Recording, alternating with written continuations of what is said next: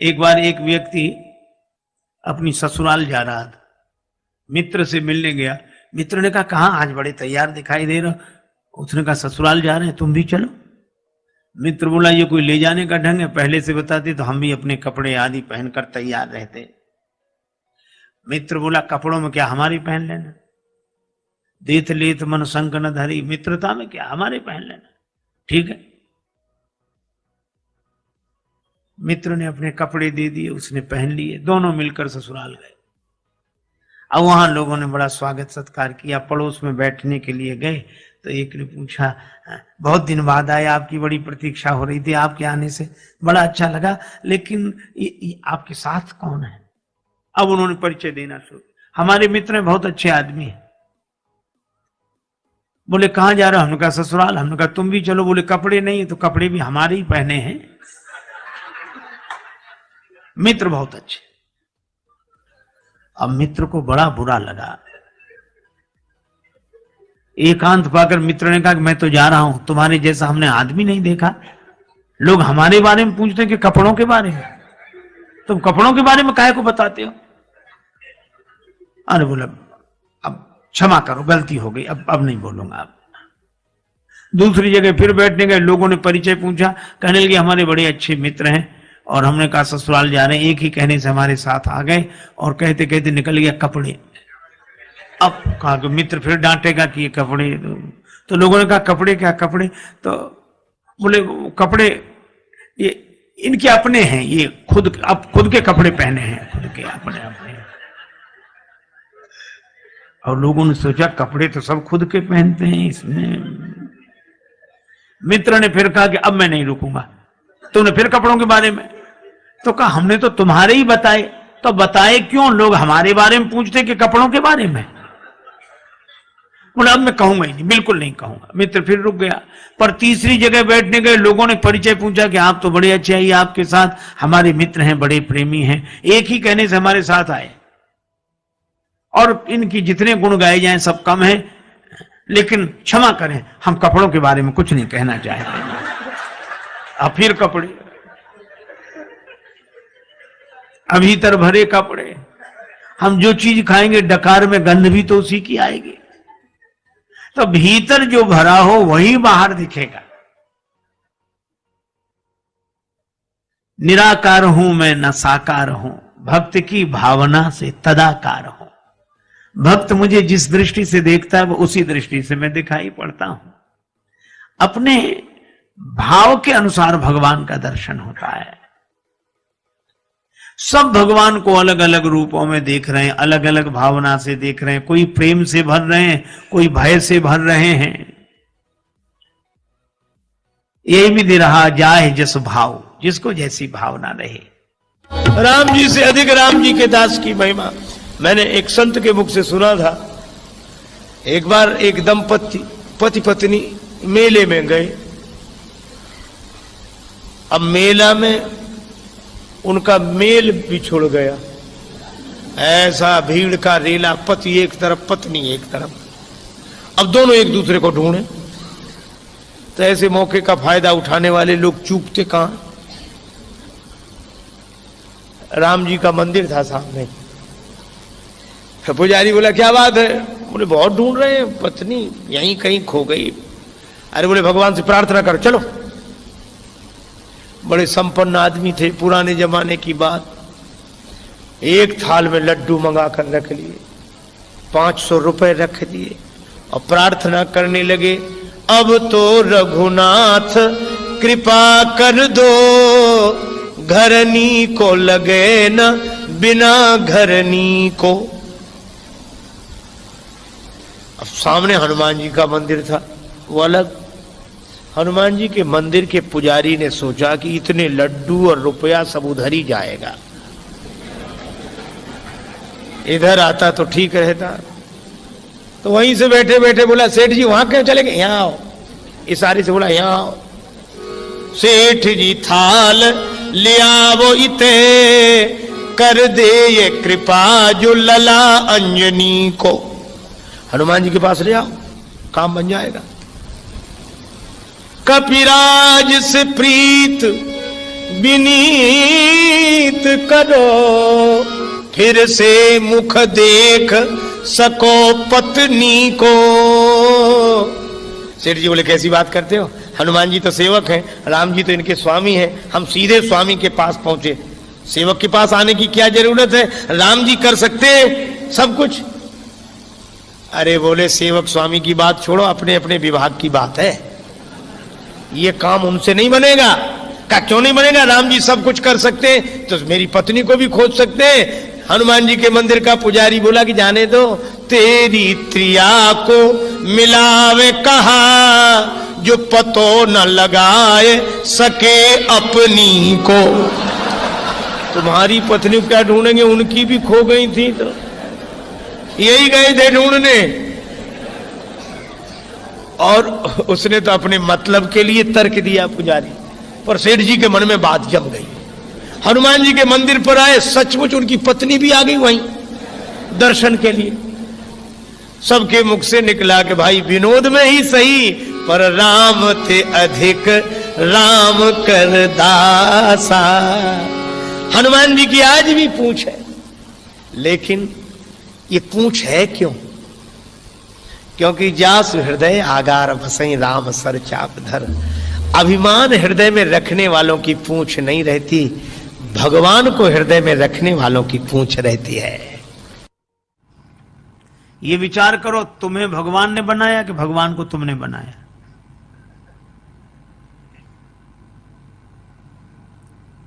वो आदमी सोचने लगा कि हम तो भगवान की पूजा के लिए जा रही, कहां से तर्क करने वाला रास्ते में मिल गया ये। तो उसने कहा कि भैया तुम बताओ क्या करें हम तो मंदिर में दिया रखने जा रहे हैं, पूर्वजों से हमारे सब पितर यही करते आए हैं। तो वो क्या बोला, इतने दिनों से गलती चली आई तो क्या सही मान ली जाएगी? इसका अर्थ तुम भी गलत, तुम्हारी पीढ़ियां भी गलत। उस व्यक्ति ने कहा तो हम क्या करें ये बताओ।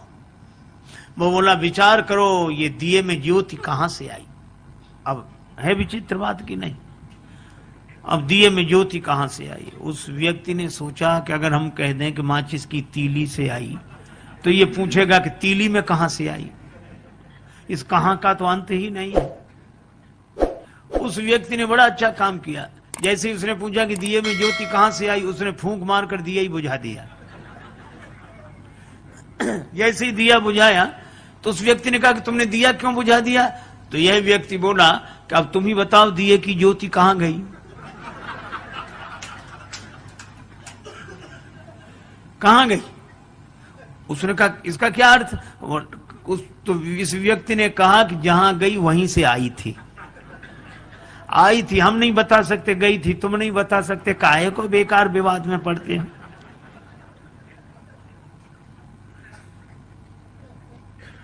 अच्छा, इस तर्क से कुछ हल भी नहीं होता, कुछ हाथ भी नहीं लगता। तर्क से आप कुछ भी सिद्ध कर दो। महाभारतकार कहते हैं तर्को अप्रतिष्ठा। इस तर्क की कोई प्रतिष्ठा नहीं है।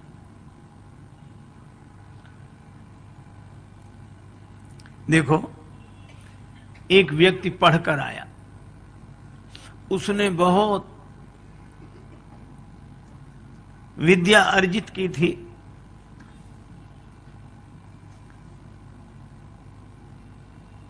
मां ने कहा कि बेटा तू अभी अभी लौटा है, स्वल्पाहार कर ले, 2 लड्डू खा ले। बेटा बोला पहले मेरी विद्या का चमत्कार देखो जो मैंने पढ़ा है। मां बोली क्या चमत्कार? बेटा बोला असंभव को संभव सिद्ध कर दूं। मां बोली कैसे करेगा? जो है नहीं उसको कैसे सिद्ध करेगा? पिता भी पास आकर बैठ गया कि देखें इसकी विद्या। बेटा बोला कि लड्डू कितने रखे हैं? मां बोली 2। बेटा बोला 3। कहा कैसे? बोले अभी सिद्ध कर देता हूं। कहा गिनो। मां ने गिनना शुरू किया, 1 लड्डू में 1, दूसरे लड्डू पर उंगली रखी 2। बेटा बोला 2 और 1 3। अब मां इधर से भी गिने 1, बेटा कहे ठीक 2, बेटा तुरंत कहे 2 और 1 3। गणित का सिद्धांत। जहां 2 और 1 वहां 3 तो होते ही हैं। अब माँ ने कहा कि बेटा मैं सिद्ध भले ही ना कर पाऊं पर लड्डू तो 2 हैं। बेटा बोला सिद्ध करो तो मानो, लड्डू तो 3 हैं। उसका पिता बैठा था पास में ही, और पिता भी तो उसी का पिता था। उसने कहा कि बेटा तुम्हारी मां बिना पढ़ी लिखी है, समझती नहीं है, पर मुझे साफ साफ दिखाई देने लड्डू 3 है। तुमने जो सिद्ध किया बिल्कुल सही, लड्डू 3 है। अब एक काम करना। कहा क्या? कि 1 लड्डू मैं खा लूंगा, दूसरा लड्डू तुम्हारी मां खा लेगी और तीसरा तुम खा लेना।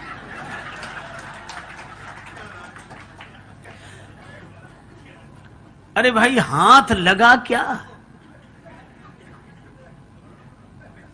इश्क वाले कर गए तय मंजिलें, इश्क वाले कर गए तय मंजिलें, आकिलों के रास्ते दुश्वार थे।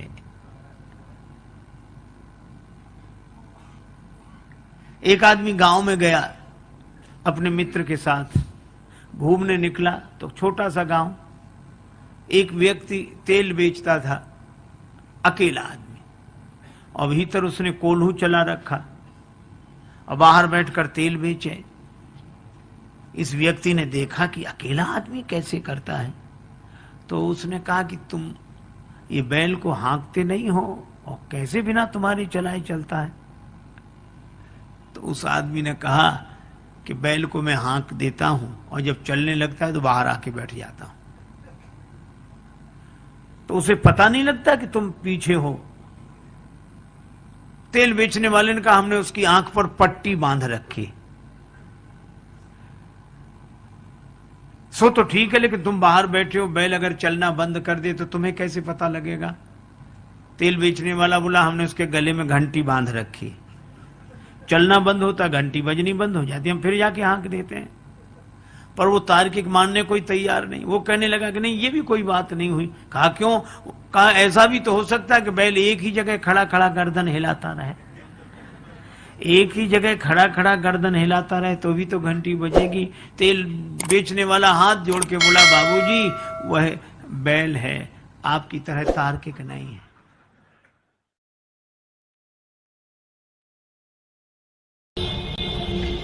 एक बार 2 बड़े संपन्न श्रीमंत सेठ बैठे थे, आपस में चर्चा हुई। एक बोला हमारा नौकर बड़ा मूर्ख है, दूसरा बोला हमारे नौकर से ज्यादा मूर्ख नहीं हो सकता।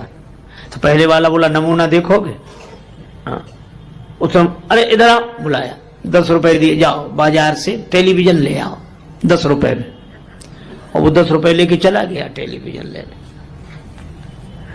उसने अपने मित्र का देखा, इसका ये 10 रुपए में टेलीविजन लेने जा रहा।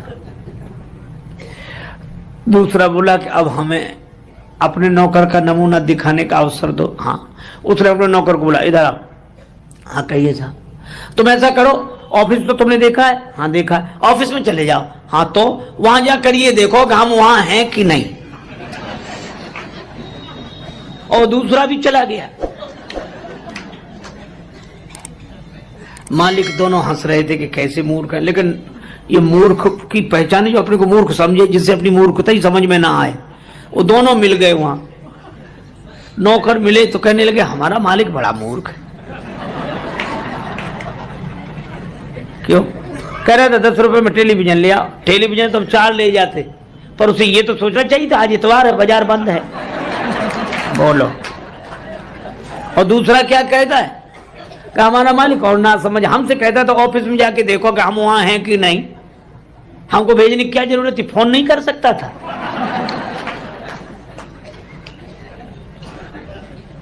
दोनों ही नहीं समझ रहे। एक गुरुजी ने एक चेला बनाया, तो चेला बनते ही वो बोला कि गुरुजी अब आप गुरु हम चेला, हमें कुछ सुनाओ। पहले शिष्य लोग कहते महाराज कुछ समझा दो, अब समझ सुनाओ। तो गुरुजी ने कहा कि बेटा राम राम किया करो। अरे कहिए साधारण सब लोग लेते, इसमें क्या है। गुरुजी भी समझ गए कि चेला नहीं गुरु ही मिला है। तो गुरुजी ने कहा बेटा रामायण रामचरितमानस, रामायण और सब। बोले ये भी साधारण चीज, सब लोग गाते हैं, रामायण में क्या है, ऊंचा सुनाओ, ऊंची बात। गुरुजी ने कहा फिर गीता, हाँ ये कुछ चलेगी। तो गुरुजी बोले महात्मा आज सुनाते हैं, गीता कल सुनाएंगे, महात्मा ही सुनाओ। तो गुरुजी ने वही श्लोक, सर्वोपनिषदो गावो दुग्धा गोपाल नंदना, और 12 सभी उपनिषद जो हैं सो गाय हैं, दोहने वाले भगवान श्री कृष्ण हैं, और यह गीता ज्ञान ही दुग्ध है, पान करने वाला बछड़ा अर्जुन है। और चेला कहे वाह महाराज, आ महाराज, क्या बात, क्या बात, वाह वाह वाह। सो गुरुजी 1 घंटे की जगह 1.5 घंटे बोलते रहे। बाद में गुरुजी ने कहा कि बेटा कुछ समझ में ना आया हो तो पूछ लो। बोला हमें समझना है, आप कम समझाते हो, हम ज्यादा समझते हैं। गुरुजी ने मन ही मन कहा कि हम ही नहीं समझ पाए पहले तुम्हें, लेकिन फिर भी कहा कि हम गुरुजी हैं तो कुछ तो पूछ लो, गुरु होने की कुछ।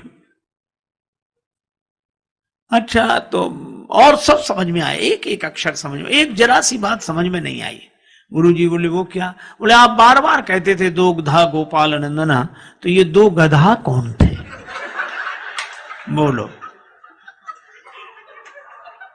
सो गुरुजी ने माथा पीटा। चेला बोला बताया नहीं 2 गधा कौन थे? गुरुजी बोले एक हम और दूसरे तुम। एक गांव में रहता था एक कोई व्यक्ति, उसकी नाक कट गई, झगड़े में या किसी तरह कट गई।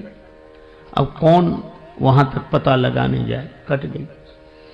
अब बेचारा परेशान, एक तो नाक कट गई, गांव में जहां से भी निकले सभी लोग कहते नकटे भैया आ रहे, कोई कहता नकटे ताऊ, कोई नकटे चाचा, कोई राम राम भी करता तो कहता नकटे चाचा राम राम। उस बेचारे को बड़ा बुरा लगे, लेकिन करे क्या, नाक को छिपावे भी तो कैसे? कान कटे तो कुछ टोपी लगा ले, कपड़ा बांध ले, आंख ना हो तो चश्मा लगा ले, नाक का क्या करे, सीधे सामने ही साफ। तो उसने सोचा नाक कट गई तो नकटे की कोई इज्जत तो होती नहीं है। तो उस नकटे ने इज्जत पाने के लिए एक युक्ति सोची, क्या? साधु बन जाओ।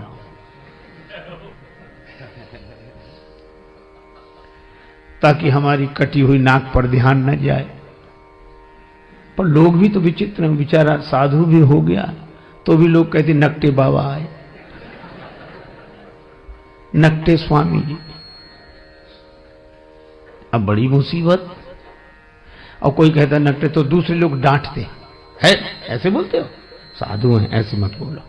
तो उसे लगता कि शायद पक्ष में हो, लेकिन वो भी यही पूछता कि महाराज कैसे कट गई।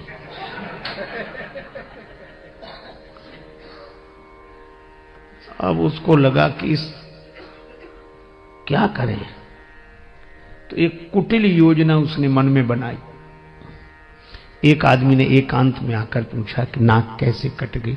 बोला ये बहुत बड़े रहस्य की बात है, कटी नहीं है, हमने खुद काटी है। सो क्यों? एक दिन भगवान ने कहा स्वप्न में, तू मुझे चाहता है, मेरा भक्त है, तो मेरे लिए क्या कर सकता है, तो मैं तुझे प्राप्त हो जाऊं। मैंने स्वप्न में कहा आप जो कहें, सिर काट कर रख दो। भगवान ने कहा सिर नहीं, केवल नाक काट ले, मैं दर्शन दूंगा और सदा तुम्हारे सामने रहूंगा।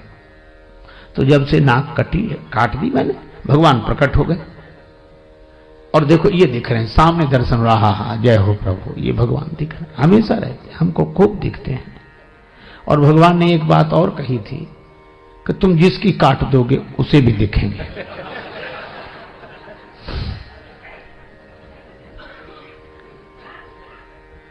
अब भगवान का दर्शन कौन नहीं चाहता? नाक कटे तो कटे। बोले लोग भले ही कुछ समझे, नाक कटे तो भगवान मिल रहे। तो कहा एक बात है, क्या? हमको भी मिलेंगे भगवान? हाँ मिलेंगे। तो काय को नाक कटवाता? बोले नहीं, नाक जाए तो जाए, दर्शन तो हो। तो कही आ जाओ सवेरे। गया, उसकी भी काटी।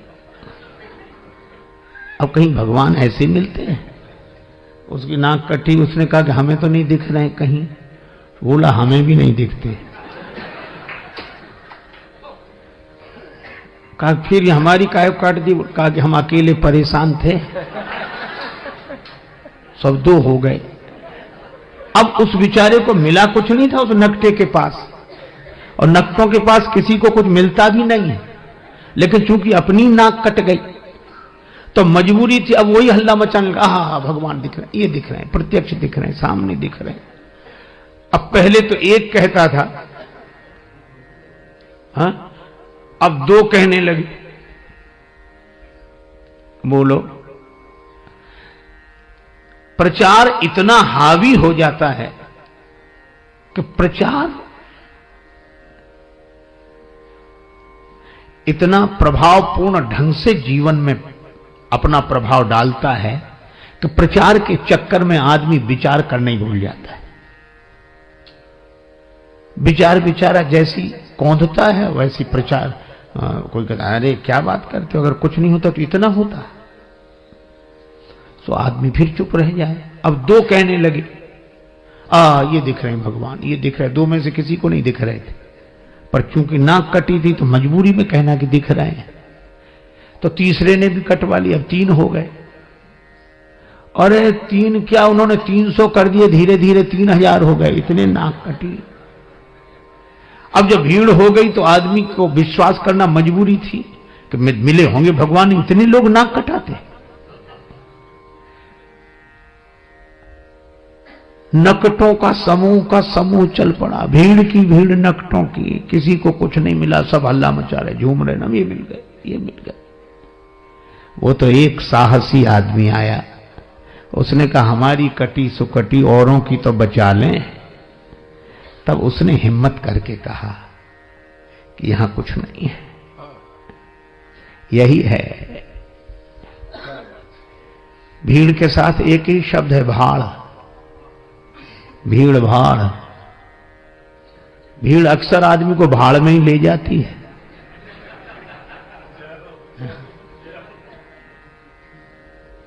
अब प्रचार की क्या बात कहें, आप अन्यथा न ले, मैं श्री राम कथा ही कह रहा हूं। एक पल नहीं जिए जो इंसान की तरह, एक पल नहीं जिए जो इंसान की तरह, वे पूज रहे हैं आजकल भगवान की तरह।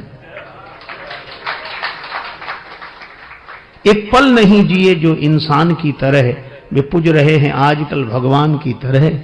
मेहरबानी मीडिया की,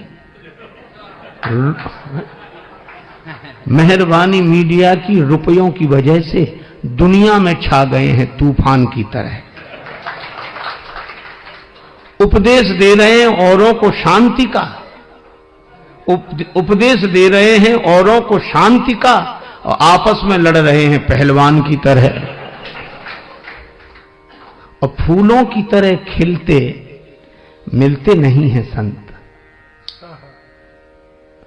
फूलों की तरह खिलते मिलते नहीं हैं संत, टीवी के खुलते खुलते दुकान की तरह।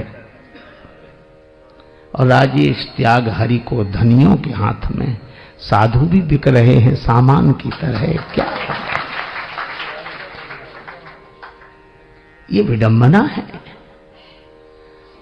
और यह बात मुझे तब याद आती है जब मैं सोचता हूं कि राम जी के दर्शन के लिए अयोध्या की देवियां भी गई, पर सहज श्रृंगार, क्योंकि जानती हैं भगवान सहजता पर रीझते हैं।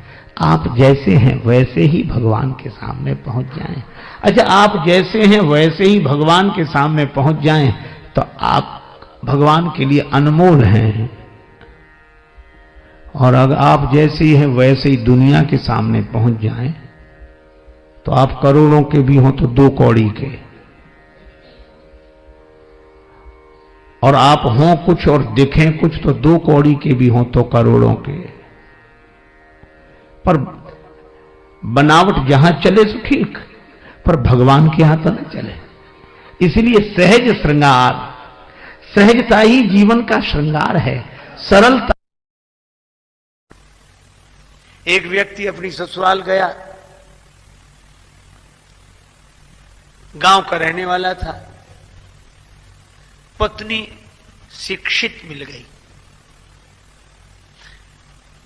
ससुराल पहुंच गया बिना सूचना के।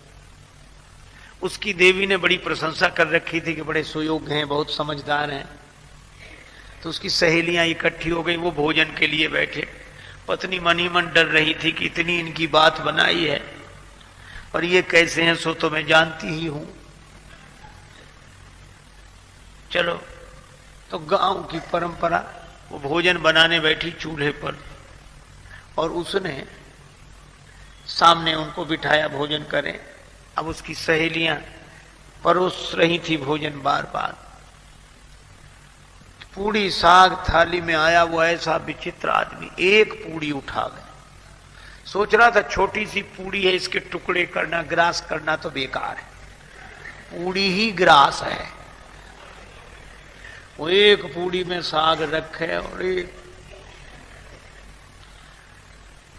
अब उस देवी को बड़ा संकोच लगा, बड़ी लाज लगी, किसने नाक कटवा दी। और सहेलियां मुस्कुरा मुस्कुरा कर कहें, जैसा आपने कहा था वैसे ही हैं, बड़े समझदार हैं बहुत ही। तो महिला बड़ी विवेकवती थी, उसने सोचा कि बात किसी तरह बन जाए। तो वो तो पूरी खाए जा रहे थे। अब उसको था कि ये हमारी तरफ देखें तो हम इशारा करें। तो जैसे उधर देखा तो उसने भोजन बनाते बनाते इशारा किया, उंगली द्वय उठाई गंवारपन पति को देख, कि एक एक पूरी के ग्रास दुई करें जा। दो उंगली उठाई कि कम से कम एक पूरी के 2 टुकड़े तो करो, इतनी छोटी भी नहीं है कि तुम 2 टुकड़े ही ना करो। पति ने समझा कि हमारी पत्नी पूरी सहानुभूति के साथ कह रही कि थके हुए हो, इतनी दूर से चलकर आए, एक पूड़ी में क्या होता है, 2-2। अब तो एक पूड़ी उठावे, उस पर साग रखे, दूसरी पूड़ी उसके ऊपर रखा, द्वे द्वे को चावे लाग्यो मूढ़ जब एक साथ।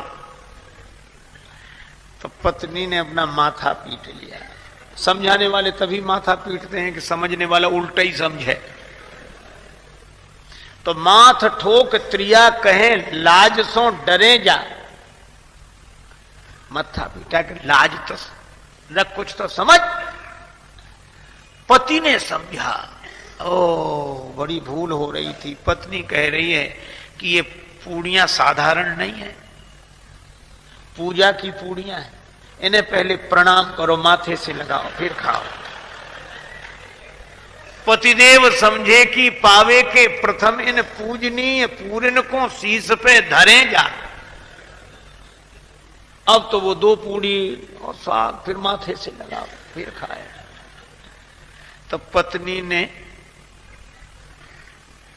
अवसर देखा तो पति को समझाने के लिए चूल्हे से बोली, एक लकड़ी लगाई, अग्नि प्रज्वलित की और बोल उठी रोष भरी चूल्हे से चतुर नारी। और चतुर नारी ने यही कहा कि अरे चूल्हे, जैसो जरे आयो प्रथम तैसो ही जरे जा। इससे तो तू पहले ही अच्छा था, जैसा जल रहा था वैसे ही जलता रहे। समझाने से तो और उल्टा हो गया। कई बार लोग उल्टा ही समझते हैं।